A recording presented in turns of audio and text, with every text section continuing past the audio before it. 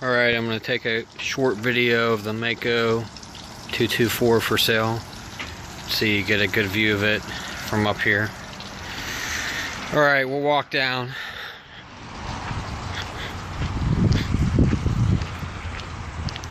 Alright, so real quick. Here's the trailer. It's solid, it's in decent shape. It's an 85, so it's old. Tires are new, it pulls nice. That's all I can really say about it. I've never had a problem with it. See the boat? See that huge V in the front? This is the 224 model, and back then in the early 80s they had a really good design.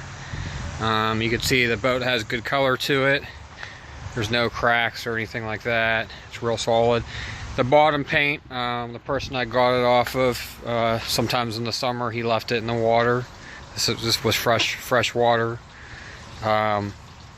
It could use a coat of bottom paint on it, but I don't keep it in the water, so it was never really a concern for me. So you walk around here to the back real fast. You can see I got a hose going here because I'm going to fire it up for you guys in a second. So this transom, see, there's no cracking.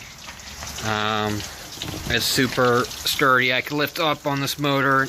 You ain't gonna flex that if you tried. So you got two trim tabs in the back. They work good. Let me jump up here in the boat. Alright, so back to the transom again. You can see there's no any signs of cracking anywhere in that transom. So the actual boat, see, it's very clean inside, nice and white. There is a couple superficial cracks in the flooring, which is very common for the Mako. Now this is just in the coat, you know, it's a superficial crack. There's a couple of those. I've had several of these boats. It's a common thing. See, in the back here you got a nice compartment here, you got one underneath here, another here. In the back you have two. There's a battery in each one of these compartments. See down here, I'll turn the switch on to both batteries. Bilge port down there, bilge pump works great. Coming up to the front, you have storage on the left, storage on the right. Notice the floor is super solid. There's no soft spots or anything like that. So rod storage on both sides. You know that the rod holder will flip up. You run rods up the whole way. If you come up here, see there's lots of room on this boat. Anchors in the storage locker down here. Let's see. So these lift up. Both of these, there's a ton of storage here and here. This I have cushions for. They're just not on right now. This opens up here. Also, the center console. It's really nice how I have this set up. If you unlock these, the center console. Let me grab my other hand here. This will open up all the way, and you have storage under here. And also, you could get to all of the wiring right under here. So, can't really find another boat set up like this. It's pretty nice. Again, there's a ton of room up here. Lots of storage compartments. You can see I'm sitting down here, laying back. It's a nice big boat. You won't get wet on this thing. There's two antennas, one on the side, one on the side. The marine radio is not coming with this boat. I already have it off. If we come here, you can see I got this Humminbird on here. Humminbird 718 is GPS capable. It works like new, no issues there. There's a compass here. On this side I have you know, AM, FM, CD player. This also has a USB as a media option. I'll just tune here. Here works no problem. Marine speakers are mounted on both sides. They work. Alright, so that's enough of that. come down here. Nice little storage locker here for paper, stuff like that. There's another one down below here, fire extinguisher mounted here. Here's your trim tabs. Here is your shift and your throttle. The fuel gauge works. The RPM gauge does not work, and I will get to that in a minute. And the trim gauge works a little bit. The speedometer works, but they're not accurate. It's a pressure sensor. It's kind of a waste of time. To the back of the boat, this tank has been replaced. You can see they cut in here to get that new line and everything. I got a new water separator on for this year. There's a new fuel line. I run an inline filter. A lot of people don't do that. I do. The wiring seems to be in good shape. You go back here, you have your Johnson 200, which is a good motor. Let me jump below so I could show you this a little better. Alright, so Johnson 200 6-cylinder. This is a 2-stroke. The oil injection has been removed. The last power head on this motor went because the oil injection failed.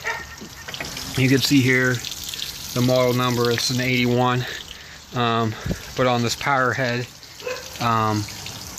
the power head is actually an 82 remanufactured head. The old motor wasn't rebuilt. This was actually a remanufactured head, and you could I'm trying to find the lettering, but somewhere on here I could show you if you come. There's the marking on showing that this is 82. So the RPM gauge, back to that, it wasn't working. I put a new rectifier on it, a new regulator. It still wasn't working. I never thought it was just the gauge, and that's what it was. It's getting a pulse. I could test it and show you. It just needs a new gauge, you know, a couple dollars, no big deal. The carbs were taken apart this year. They were soaked in ultrasonic cleaner and put back together. I didn't use new gaskets, but they're not leaking, so it's fine. If you wanted to get a gasket kit for next year or something, that's very, very cheap. But they've basically been rebuilt. The compression in all the cylinders is, depending on what type of gauge you use, is right about 100 pounds each. They're all even, which is basically perfect for this motor. See, I got some earmuffs connected right now. That's all I could really do. I got a brand new prop on the back, ready to go. And you see the transducer down there. Let's go back up into the boat. So for starting this, there's no tricks. You can see this it's dead cold. I have really nothing to hide on the motor. I just a couple primes there. Come up here. This is a electronic choke, so put it in the start position with the throttle, pushing the key, turn. Oh, give it one more turn. Motor's on. Make sure the water comes out. Yeah, the water's coming out.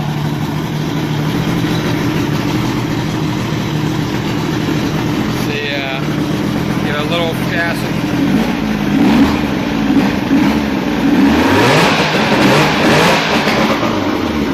Running good.